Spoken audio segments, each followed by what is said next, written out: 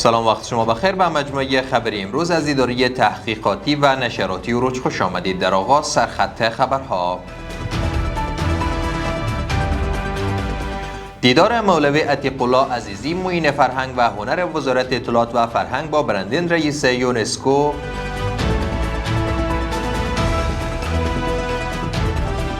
برگزاری نخستین نمایشگاه آثار مینیاتوری و نقاشی زیر نام نون و نقطه در ولایت هرات و شهادت دست کم 67 کودک فلسطینی بر اثر حملات رژیم اسرائیل پس از آتش بس. امروز شنبه اول ماه قوس سال 1404 خورشیدی در ادامه مشروع خبرها. مولوی عتیق الله عزیزی معین فرهنگ و هنر وزارت اطلاعات و فرهنگ با برندین رئیس یونسکو، رئیس بخش فرهنگی این سازمان و یومیچی کارشناس امور تاریخ و فرهنگ ژاپن دیدار کرد. آقای عزیزی در این دیدار پروژه های تاریخی و فرهنگی یونسکو را برای حفظ و استحکام میراث فرهنگی افغانستان ارزشمند دانسته است. معین فرهنگ و هنر همچنان از تلاش‌های کارشناس امور تاریخی و فرهنگی ژاپن برای حفظ و بازسازی آثار تاریخی و فرهنگی کشور قدردانی کرده است.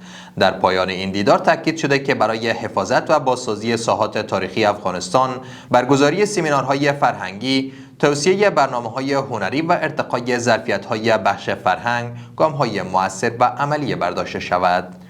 برای نخستین بار نمایشگاه آثار مینیاتوری و نقاشی زیر نام نون و نقطه در ولایت هرات برگزار شد. به گفته برگزار کنندگان، در این نمایشگاه 230 آثار بزرگ و کوچک شامل نقاشی‌ها، طرح‌های مینیاتوری و آثار خلاقانه که با هنر نقطه‌گذاری خلق شده به نمایش گذاشته شده است. برگزار کنندگان هدف از برگزاری این نمایشگاه را معرفی هنر اصیل نقطه‌گذاری و تشویق نسل جوان برای فراگیری هنرهای بومی خواندند.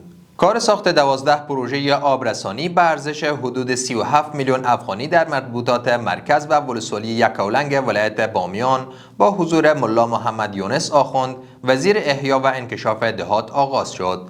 وزارت احیا و انکشاف دهات میگوید که پس از تکمیل شدن این شبکه‌ها بیشتر از 5000 نفر به آب آشامیدنی صحی دسترسی می‌یابند. و در اخیر صندوق حمایت از کودکان سازمان ملل یونیسف اعلام کرده که پس از برقراری آتش بس در نوار غزه دست کم 67 کودک فلسطینی بر اثر حملات رژیم اسرائیل شهید شدند.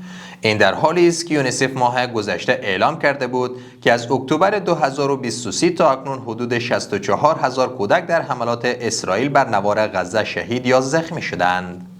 جهان سپاس از توجه و همراهیتان. برای تازه ترین های افغانستان، منطقه و جهان سری بزنید به صفحات اجتماعی ما در تلگرام، واتساپ و اکس.